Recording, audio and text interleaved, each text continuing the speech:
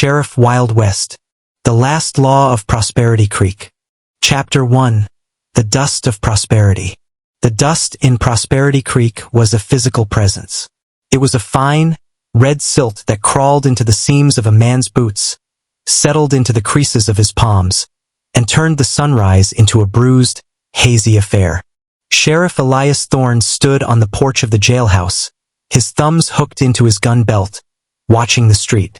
It was barely 8 in the morning, but the town was already holding its breath. The Rusty Spur, located directly across the rutted thoroughfare, was wide open. The piano player, a man with fingers like spider legs named O'Malley, was already hammering out a dissonant tune that did nothing to soothe the nerves of the townspeople. Elias wasn't looking at the saloon, though. He was looking at the horizon. The heat haze shimmered over the flats, distorting the shapes of distant saguaros until they looked like men waiting for an invitation to kill. "Sheriff!" The voice came from behind him, from the dank, cramped darkness of the cell block. It was the vain boy, the youngest of the brothers, barely 19 and already sweating through his shirt. "Shut it, Cletus," Elias said, not turning around. "They're coming for us, ain't they?" the boy asked, his voice cracking. "Silas ain't gonna let us rot in this hole. Silas is a man who knows the value of his own skin, kid," Elias replied, his voice a low gravel. "He knows that if he crosses that town line, he isn't coming back out. I've got the warrant, and the judge is due Friday. That gives you 3 days to contemplate the virtues of a law-abiding life. You're just one man." A deeper, colder voice emerged from the back corner cell. This was the man they called the deacon. He was a shadow in the cage, a man who had seemingly been born in the dark and raised by wolves. He didn't pace like Cletus. He sat perfectly still, his eyes closed, his breathing rhythmic and calm. "I'm the man with the keys, Deacon," Elias said, finally turning to face them. He leaned against the iron bars, looking at the man who had burned a swath of terror through 3 counties. "And I don't care how many brothers or ghosts Silas has. This jail is shut tight." Elias tightened his grip on his Winchester, resting it against his thigh. He knew then that the Friday judge wouldn't be coming. The town was being set up, and he was the only thing standing between the board and the fire. Chapter 2. The Rusty Spur. The air in the Rusty Spur was heavy with the smell of sawdust, cheap bourbon, and the sour sweat of men who hadn't washed in weeks. When Elias stepped inside, the piano music didn't stop, but the rhythm faltered. A single, sharp discordant note that signaled the room's sudden, collective tension. Elias walked toward the bar, his boots making a heavy, measured thud against the floorboards. He felt the weight of 20 pairs of eyes tracking his every move. At the far table, the stranger in the expensive coat sat alone. He wasn't drinking.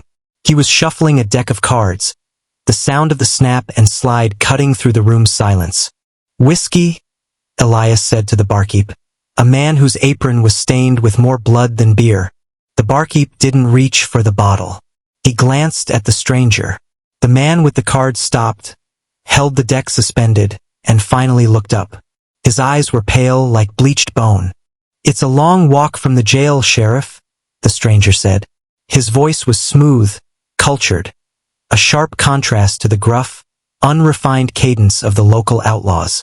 "You must be thirsty for order in a place that has long forgotten the taste of it." Elias turned, leaning his back against the bar, his hand resting near his sidearm. "I'm thirsty for a drink, and I'm curious why a man who looks like he belongs in a San Francisco bank is sitting in a hole like this, watching my prisoners." The stranger smiled. It was a practiced, hollow expression. "I collect things, Sheriff. Lost causes, broken instruments, men who have outlived their utility." He gestured toward the jailhouse across the street. "Your prisoners are quite remarkable." "They're criminals," Elias corrected, his voice hardening. "And they're mine until the circuit judge arrives." "The judge?" the stranger chuckled, finally taking a sip from his glass. "The legal system is a fragile construct, Elias. It relies on the assumption that everyone agrees on the rules. But here, In the shadow of the mountains? The rules are written in lead and fire. Elias realized the man wasn't just talking. He was posturing. He was gauging the sheriff's resolve. Elias pushed off the bar, walking toward the stranger's table. He didn't stop until he was looming over him, blocking the light from the front window. "You've got a lot of confidence for a man who hasn't introduced himself," Elias said. "Around here, we have a way of dealing with men who come into town looking to stir the pot." "My name is Vane," the stranger said, tapping his chest. "Not a brother, but the one who pays the debt. And I'm here because your law has become an inconvenience to progress." Elias gripped the back of the chair opposite him. "Progress usually smells like burning houses." "Precisely," Vane replied. Chapter 3: 3 Men in Iron. The jailhouse was a stifling brick oven. Inside, the 3 prisoners waited. Whispering Bill was pacing the small cell, his chains rattling in a frantic, syncopated rhythm. Cletus, the youngest Vane, sat on the edge of his cot, staring at his trembling hands. The deacon remained the outlier. He was an older man, his hair streaked with iron gray, his frame lean and corded with muscle that spoke of years in the saddle and months in the dark. He hadn't spoken since the sheriff had thrown him in. "He's gonna kill us, ain't he?" Cletus whispered, his eyes wide. "That man in the coat. He's the one who gave the order to burn the supply wagons." Bill stopped pacing. He leaned against the bars, his voice a rasp. "The deacon knows. Ask him." The deacon finally opened his eyes, though he didn't turn his head. His voice was like grinding stones. "The sheriff is a man of principle. That makes him dangerous. But the man in the coat? He's a man of appetite. He doesn't want you out, boy. He wants you as a rallying cry." "What's that mean?" Cletus asked. "It means you're the fuse," the deacon said, a cold, humorless smile touching his lips. "And the town of Prosperity Creek is the keg." Suddenly, the front door of the jail creaked open. It wasn't Elias. A tall, shadowed figure stood in the entryway. Not the man in the coat, but one of the Vane brothers, his face bruised and his hand gripping a heavy iron pry bar. "Time to go, boys," the brother rasped. "The sheriff is busy being distracted." Chapter 4: The Midnight Visitor. The night air had turned sharp and biting as the moon rose over the jagged peaks. Elias walked back toward the jail, his instincts screaming. Something was wrong. The saloon was too quiet, too calm. He reached for his gun, but stopped. He heard a snap, the unmistakable sound of a hammer being pulled back on a revolver. "Don't," a voice said from the shadows of the alley. Elias didn't panic. He had been through too many winters to lose his head now. He froze, his hand hovering inches from his Colt. "You're making a mistake," Elias said to the darkness. "You walk out of this alley, you're a dead man." "I'm already dead, Sheriff," the voice replied. A man stepped out. One of the local miners, his face gaunt, his eyes hollow. He wasn't a criminal, but he looked like one who had been pushed past the brink. "They told me if I keep you here for 10 minutes, my family gets their water rights back." Elias realized the breadth of the conspiracy. It wasn't just the Vanes. It was the whole town. Every man, woman, and child had been squeezed until they were willing to trade their morality for a drop of water. "They're lying to you," Elias said softly. "Once they have the jail, you won't get your water. You'll get a graveyard." The miner hesitated. The flicker of doubt in his eyes was the only opening Elias needed. Chapter 5: The Breaking of the Lock. The sound of an explosion rocked the foundation of the town. It wasn't a gunshot. It was a charged dynamite placed strategically at the back of the jail. A plume of dust and debris mushroomed into the night sky, obscuring the stars. Elias shoved the miner aside and broke into a dead sprint. The front of the jail was intact, but the rear wall had been obliterated. Through the haze, he saw shadows moving toward the horses tied in the livery stable. "Stop!" Elias roared, his voice echoing off the canyon walls. He didn't fire. He knew the chaos was the point. He had to be surgical. He reached the ruins of his office and saw a figure standing in the wreckage of the back wall. The deacon. He wasn't running. He was waiting. "You're a man of the law, Elias," the deacon said, his voice calm, almost mournful. "But the law is a ghost. The reality is what we choose to build on the ruins." Elias leveled his Winchester. "Move, and you're the first thing I build into these ruins." The deacon didn't flinch. He stood his ground, a silhouette against the burning remains of the jail, as the sounds of gunfire began to erupt from the direction of the saloon. The war had begun. Chapter 6. The False Trail. The explosion was meant to draw Elias into the rubble, and for a heartbeat, it worked. But as the smoke cleared, Elias realized the tracks leading toward the livery were too heavy, too deliberate. The deacon hadn't fled. He had orchestrated a distraction. Elias knelt, feeling the dust with his hand. The ground was still warm, but the boot prints were a jumble. A chaotic mess designed to mask the fact that only one man had left through the back, while the others had moved toward the town's water tower. They weren't running. They were seizing the infrastructure. Elias didn't chase the shadows. He turned toward the tower, knowing that in Prosperity Creek, he who controlled the water controlled the fate of every soul left. Chapter 7. The Town Betrayed. Elias climbed the ridge overlooking the water tower, his lungs burning in the thin, dry air. Below, he saw the true scope of the betrayal. The town council members, the men who had sworn to support him, were gathered around a map with the stranger, Vane. They weren't just discussing land. They were signing away the mineral rights to the silver vein beneath the town. The outlaws weren't there to rob the bank. They were the muscle hired to clear the property owners by force. Elias felt the weight of his badge, once a symbol of honor, now just a target painted on his chest. He wasn't the protector of the law. He was the final obstacle to a corporate takeover disguised as a bandit raid. Chapter 8. Whispers in the Wind. He retreated into the scrub brush, his mind racing. He needed an ally, someone who saw the truth. He found his way to the back entrance of the Rusty Spur, slipping through the cellar doors. Inside, he found Fingers O'Malley, the piano player, huddled in the dark, his hands bandaged. O'Malley wasn't just a musician. He was the town's unofficial telegraph operator. "They cut the lines, Sheriff," O'Malley whispered, his eyes wide with terror. Vane didn't come to steal gold. He came to trigger a clause.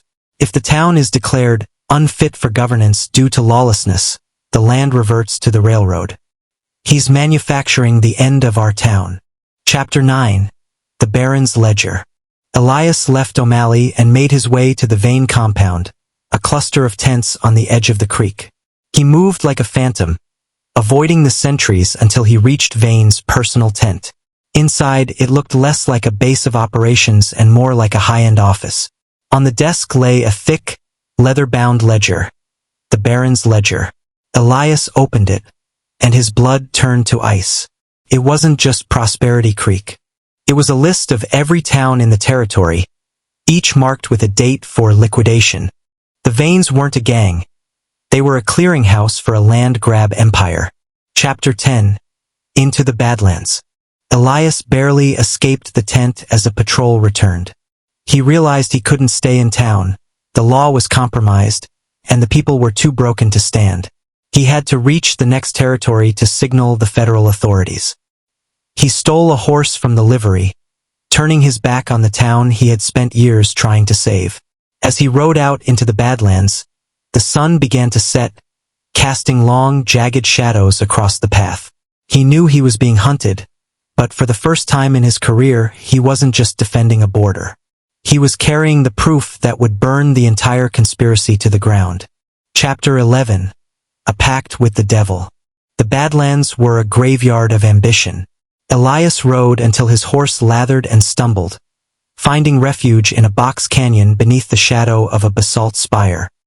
He heard the approach before he saw it, the rhythmic clicking of a horse's gait that didn't belong to a posse. Out of the gloom emerged a rider, the deacon. The man he had just left in the burning jail was sitting tall in the saddle, alone, watching Elias with that same flinty, unreadable stare. "You have the ledger," the deacon said, not as a question but a statement. "And Vane has the territory. We are both out of options." Elias kept his hand on his rifle. "Why shouldn't I put you back in irons?" The deacon chuckled, a dry, hollow sound. "Because Vane isn't just taking the land, Sheriff.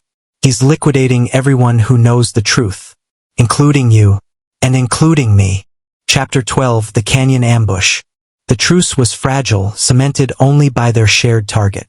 They hadn't traveled 10 miles before the ridge above them erupted in rifle fire. Vane's correctional squad, men who wore lawman badges but had the cold eyes of mercenaries, had been tracking the ledger, not the men. Elias dove behind a sandstone slab as bullets turned the rock to shrapnel. The deacon didn't scramble. He moved with fluid, terrifying efficiency, drawing a sidearm and returning fire with impossible accuracy. "They aren't here to arrest us, Elias," he shouted over the roar of the canyon. "They're here to erase the evidence." They fought back to back, the sheriff and the outlaw, turning the canyon into a fortress of lead. Chapter 13: Secrets of the Silver Mine. They survived the ambush, but at a cost. Elias's horse was dead, and the deacon had taken a bullet to the shoulder. They crawled into a cavern entrance, an old, abandoned prospector's tunnel that led deep into the heart of the mountain. As they moved deeper, the air grew cool and carried the scent of chemicals. They weren't in a silver mine. They were in a refinery. Vane had been using the local outlaws to strip the mines of ore, then smuggling it out under the cover of the chaos they created. The entire town's poverty was a performance, a way to keep the miners compliant and the authorities looking the other way. Chapter 14: The Price of Law. Elias bandaged the deacon's shoulder with a strip of his own shirt, his hands steady despite the exhaustion clawing at his bones. The deacon watched him, his expression uncharacteristically soft. "Why do you hold on to that piece of tin, Sheriff? Even now, with the world burning?" Elias looked at the star on his chest, caked in grit and blood. "Because if I stop believing the law matters, then the people like Vane have already won. It isn't for me, Deacon. It's for the idea that a man doesn't have to be a wolf to survive." The deacon turned away, his voice barely a whisper. "I used to believe in ideas, too, before the hunger took everything." Chapter 15: The Long Ride Back. They emerged from the far side of the mountain range as dawn broke over the horizon. The ride back to Prosperity Creek was silent. They were no longer the men who had left. Elias had lost his faith in the structure of the law, but gained a lethal pragmatism. The deacon had lost his identity as a criminal, finding a strange, begrudging respect for the man who refused to break. They reached the outskirts of town just as the sun hit the roof of the water tower. The town was eerily quiet, the silence of a place that had already been hollowed out. They weren't just returning to the town, they were returning to a funeral. Chapter 16: The Siege of Prosperity. Elias and the deacon slipped into the town under the cover of a thick, swirling dust storm. Prosperity Creek had changed. The buildings were boarded up, and Vane's mercenaries stood on the porches like statues of iron. The town council members were nowhere to be seen. As they crept toward the center, they saw the reason. Vane had converted the town square into an execution block. The remaining townspeople were being forced into the church, and the church was surrounded by crates of blasting powder.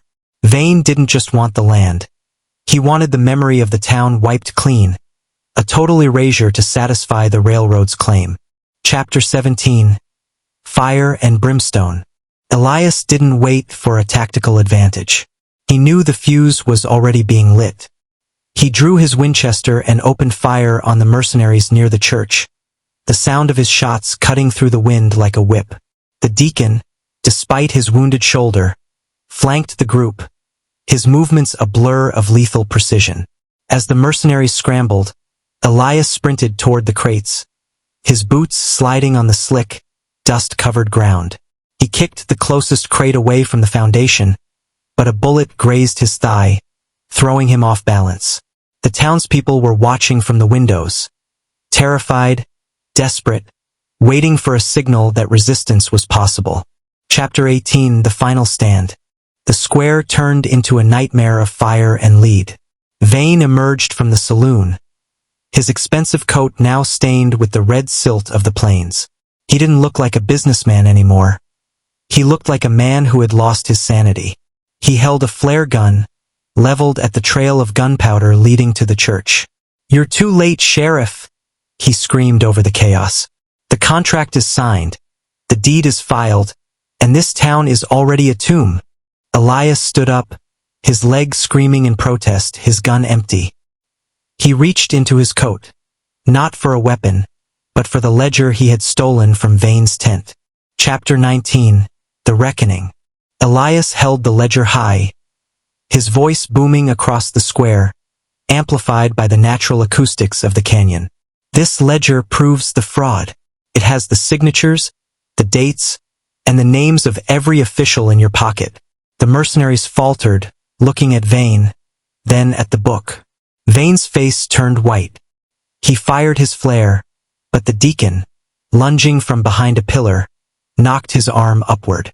The flare exploded in the air, a useless spark against the gray sky.